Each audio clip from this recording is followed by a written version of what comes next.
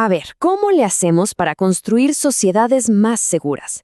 Lo primero que se nos viene a la mente casi siempre es la fuerza, ¿no? Más policías, más patrullas. Pero, ¿y si la verdadera respuesta estuviera en otro lado, en la ciencia, por ejemplo? Hoy vamos a explorar justo eso. Cómo una investigación bien hecha, rigurosa, puede ser el verdadero mapa para una seguridad que de verdad funcione y que además sea más humana. Y para arrancar, miren esta idea de un gigante de la sociología, Emil Durkheim.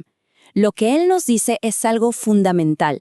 Así como una sociedad necesita leyes y costumbres para no ser un caos, la ciencia necesita, pues, reglas metodológicas. Piénsenlo, sin un método claro, nuestros intentos por entender la realidad, sobre todo en temas tan complicados como la seguridad, pues simplemente se caen a pedazos. No llegan a ningún lado. Ok, para que esto quede súper claro, vamos a aterrizarlo con un caso práctico. Pónganse en los zapatos de un analista de seguridad. Es su primera misión. Acaban de entrar a la Secretaría de Seguridad Ciudadana. Mucha presión, ¿verdad?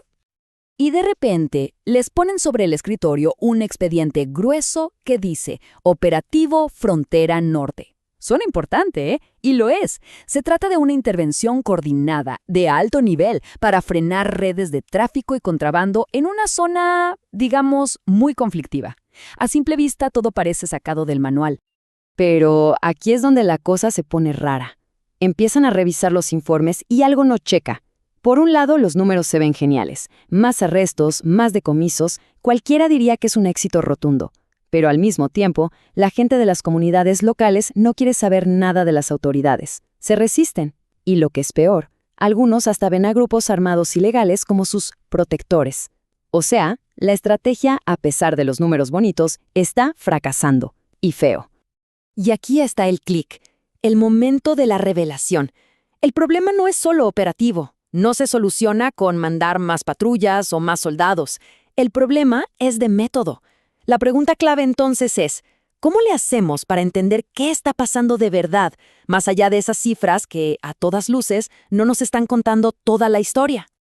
Bueno, el primer gran paso para nuestra analista, ese momento eureka, llega cuando entiende una diferencia clave. Una distinción que, de verdad, le da la vuelta por completo a cómo estaba viendo el problema. Y es esta, la diferencia entre población y sociedad. Suenan parecido, pero no lo son. Población es básicamente un montón de gente, un número que se puede contar. ¿Cuántos arrestos? ¿Cuántos habitantes? Eso es demografía, pura estadística. Pero sociedad, eso es otra cosa.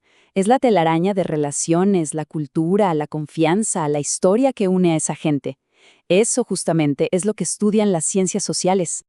Y ahí estaba el error de origen del operativo.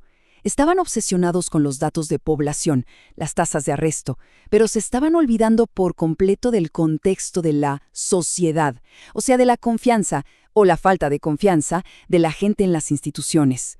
En pocas palabras, estaban midiendo lo fácil de contar, pero no lo que de verdad importaba. Ok, ahora que el problema está bien planteado, nuestra analista necesita un plan de acción, un mapa, una especie de plano arquitectónico para construir una investigación sólida que no se quede en la superficie y que de verdad llegue al meollo del asunto. Y ese plano es el proceso de investigación. Ojo, esto no es de a ver qué se me ocurre. Es un proceso sistemático con pasos bien definidos. Primero, delimitas el tema. Luego, te echas un clavado a ver qué se sabe ya del asunto.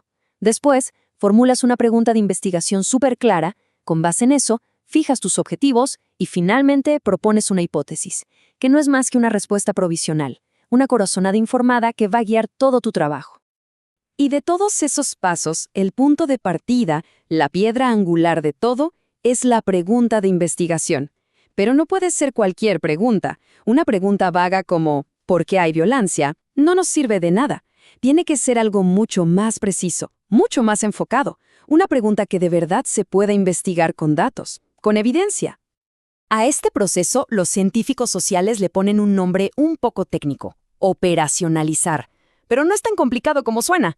Es simplemente el arte de pasar de una idea grandota y abstracta, como violencia juvenil, a una pregunta que sí se puede investigar, como qué factores sociales hacen que se reproduzca, y de ahí a cosas todavía más concretas que se puedan medir, los niveles de escolaridad, la tasa de desempleo juvenil, si hay pandillas, si la gente se siente insegura. ¿Ven? Así es como la ciencia social agarra un problema social y lo convierte en un problema científico, uno que sí se puede analizar. Muy bien, ya sabemos qué preguntar y cómo empezar a medirlo. Ahora toca abrir la caja de herramientas y elegir las correctas para el trabajo. Porque, y esto es clave, no es lo mismo medir algo que de verdad entenderlo a fondo. Y en esta caja de herramientas tenemos, digamos, dos grandes familias. Por un lado, está el enfoque que podríamos llamar cuantitativo. Este es el de los números, el que busca medir. Responde a la pregunta ¿cuánto? Con él identificamos patrones, frecuencias, cuántas veces pasa algo. Y por el otro lado, tenemos el enfoque cualitativo. Este busca interpretar, entender el por qué. Se mete con los significados, las motivaciones de la gente, lo que sienten y piensen. A ver, aquí va una regla de oro, un tip súper práctico para saber cuál usar. Si la pregunta empieza con ¿cuánto? ¿Con qué frecuencia? ¿Qué porcentaje? Casi seguro necesitas herramientas cuantitativas. Pero si la pregunta empieza con ¿cómo? ¿Por qué? ¿Qué significa para la gente? Entonces lo tuyo es el enfoque cualitativo. Así de fácil. Pero, la verdad sea dicha, la magia de verdad ocurre cuando mezclas los dos. Los hallazgos más potentes, los que de verdad cambian las cosas, casi siempre vienen de un enfoque mixto. Porque combinar la medición con la interpretación es como pasar de ver una foto plana a ver una imagen en 3D. Te da la película completa. Por ejemplo, puedes saber cuántos delitos no se denuncian y, gracias a las entrevistas, entender a fondo por qué la gente no confía en el sistema para denunciar. Y con todo esto, nuestra analista llega al final de su viaje. Después de todo este trabajo riguroso, de combinar los números duros con los testimonios de la gente, por fin tiene algo en sus manos, un entendimiento claro, profundo, que ahora sí puede usarse para tomar decisiones en el mundo real. A lo que llega es a algo que llamamos un diagnóstico. Y ojo, un diagnóstico no es una simple lista de cosas que están mal. Para nada, es mucho más. Es una radiografía analítica de la realidad. Una que junta los datos cuantitativos con los cualitativos para entender las raíces, las causas de fondo de la violencia y la inseguridad. Básicamente, un buen diagnóstico es eso, el puente que conecta la investigación con una política pública que de verdad funcione. Sin ese puente, cualquier estrategia, cualquier política, pues es como dar palos de ciego. Es adivinar, y en seguridad no nos podemos dar el lujo de adivinar. Y que nadie piense que esto es pura teoría de pizarrón, ¿eh? Miren estos ejemplos reales, de aquí de México. En Morelia y Mérida se hizo un diagnóstico de los conflictos entre vecinos y ¿qué pasó? Se crearon juzgados cívicas que se enfocan en mediar, en resolver antes de que la cosa explote. O en Nuevo León y la Ciudad de México. Se investigó a fondo la confianza de la gente en la policía y eso llevó a crear modelos de policía de proximidad que lograron que la gente cooperara más. Incluso estudios sobre lo que viven los jóvenes en Internet llevaron a nuevos programas en las escuelas para frenar la violencia digital. El punto clave de todo esto es clarísimo. Las mejores políticas de seguridad, las que de verdad funcionan y duran, no se construyen a punta de fuerza, se construyen sobre la base de un entendimiento profundo, real, de la sociedad. Y todo esto nos deja con una pregunta flotando en el aire. Una pregunta bastante incómoda, la verdad. Si la evidencia, si la ciencia, nos muestra el camino hacia una seguridad mejor, más efectiva, y sí, también más humana, entonces, ¿por qué no lo usamos más? ¿Qué es lo que nos detiene?